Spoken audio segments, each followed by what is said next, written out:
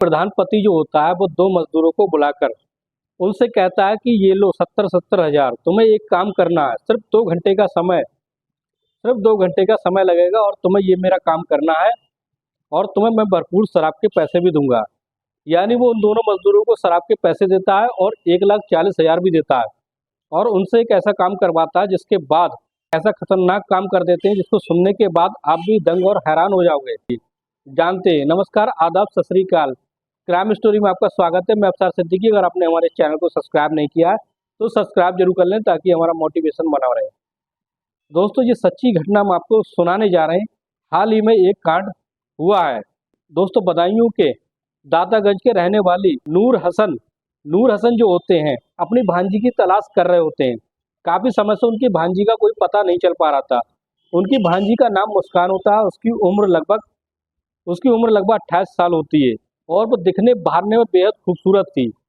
दोस्तों, कई दिनों का समय बीत जाता है। वो अपनी भांजी की तलाश करते हैं।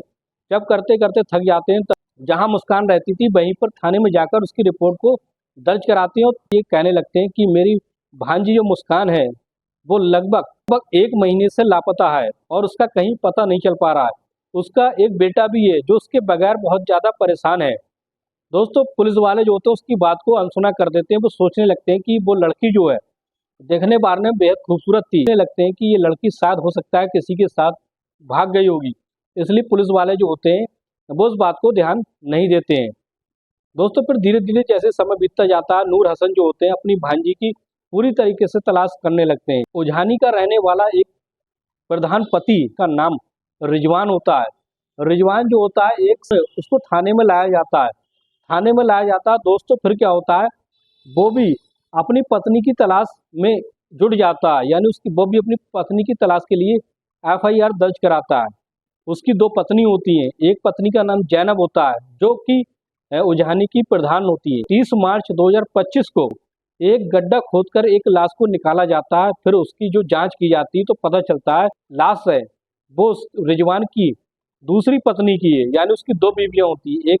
एक का नाम जैनब, एक का नाम मुस्कान। तो पूरा शक जो होता है रिजवान पर जाता है और रिजवान पर पुलिस का जब पूरा शक जाता है तो रिजवान को उससे रिमांड में लेती है। लेने के बाद उससे पूछताछ करने लगती है और कहती है कि तुम्हारी पत्नी लगभग 40 दिन से लापता थी और आज उसकी लाश मिली है। हो ना हो ये तुमने ही उसको मरवाया है। और इसलिए दोस्तों, जैसी उसकी पोस्टमार्टम की रिपोर्ट आती है तो पोस्टमार्टम की रिपोर्ट में ये पता चलता है कि उस लड़की की जो गला दबाकर हत्या की थी।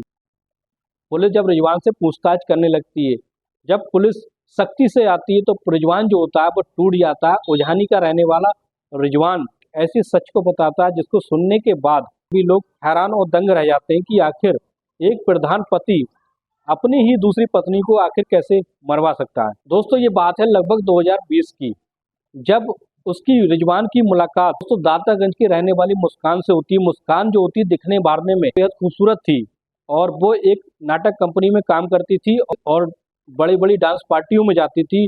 इसी तरीके से दोस्तों उसकी मुलाकात रिजवान से हो जाती है। रिजवान जो होता है, रिजवान तो पहले से ही शादीशुदा होता है, इसलिए इसकी मुलाकात जब से मुस्कान से होती तो मुस्कान को दिल दे बैठता है और मुस्कान को चाहने लगता है। इस तरीके से मुस्कान से शादी कर लेता है। शादी करने के बाद उनको एक बेटा होता है। रिजवान जो होता है जैनब जो उसकी पत्नी प्रधान होती है उससे मुस्कान को अलग रखता था।